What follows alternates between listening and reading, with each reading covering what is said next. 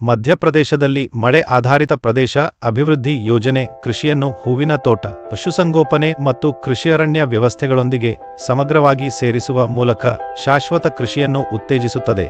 ಇದು ಕೃಷಿ ಉತ್ಪಾದಕತೆಯನ್ನು ಹೆಚ್ಚಿಸುತ್ತದೆ, ಹವಾಮಾನ ಅಪಾಯಗಳನ್ನು ಕಡಿಮೆ ಮಾಡುತ್ತದೆ ಮತ್ತು ನೈಸರ್ಗಿಕ ಸಂಪತ್ತು ಸಂರಕ್ಷಣೆಗೆ ಸಹಾಯ ಮಾಡುತ್ತದೆ. ಅರ್ಜಿ ಸಲ್ಲಿಸಲು ಹತ್ತಿರದ ಕೃಷಿ ಇಲಾಖೆ ಕಚೇರಿಗೆ ಹೋಗಿ ಮಳೆ ಆಧಾರಿತ ಪ್ರದೇಶ ಅಭಿವೃದ್ಧಿ ಯೋಜನೆಗೆ ಅರ್ಜಿ ಸಲ್ಲಿಸಲು ಬಯಸುತ್ತೇನೆ ಎಂದು ಹೇಳಿ. ನಿಮ್ಮ ಗ್ರಾಮ ಅಥವಾ ಗುಂಪು ಅರ್ಹತೆಯುಳ್ಳದೆಯೇ ಎಂದು ಪರಿಶೀಲಿಸಲು ಜಿಲ್ಲಾ ಅಥವಾ ಬ್ಲಾಕ್ ಕೃಷಿ ಅಧಿಕಾರಿಯನ್ನು ಸಂಪರ್ಕಿಸಿ. ಎಲ್ಲಾ ದಾಖಲೆಗಳು ಮತ್ತು ಫಾರ್ಮ್ಗಳನ್ನು ಭೂಮಿಯ ಮಾಲೀಕನಾಗಿ ನೋಂದಾಯಿತ ರೈತನ ಹೆಸರಿನಲ್ಲಿ ಭರ್ತಿ ಮಾಡಬೇಕು.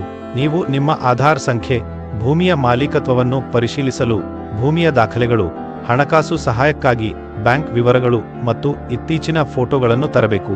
ಕೇಂದ್ರದ ವ್ಯಕ್ತಿ ಮುಂದಿನ ಹಂತಗಳಲ್ಲಿ ನಿಮಗೆ ಮಾರ್ಗದರ್ಶನ ನೀಡುತ್ತಾರೆ. ನೀವು ಈ ಆಪ್ನಲ್ಲಿ ಅಗತ್ಯ ದಾಖಲೆಗಳು ವಿಭಾಗದಲ್ಲಿ ಈ ದಾಖಲೆಗಳನ್ನು ಕೂಡ ಕಾಣಬಹುದು. ಅರ್ಜಿ ಪ್ರಕ್ರಿಯೆಯನ್ನು ನಾವಿಗೇರುವಲ್ಲಿ ಇದು ನಿಮಗೆ ಸಹಾಯಕರಾಗುತ್ತದೆ ಎಂದು ನಾವು ಭಾವಿಸುತ್ತೇವೆ. ನಿಮ್ಮ ಸಮಯಕ್ಕಾಗಿ ಧನ್ಯವಾದಗಳು.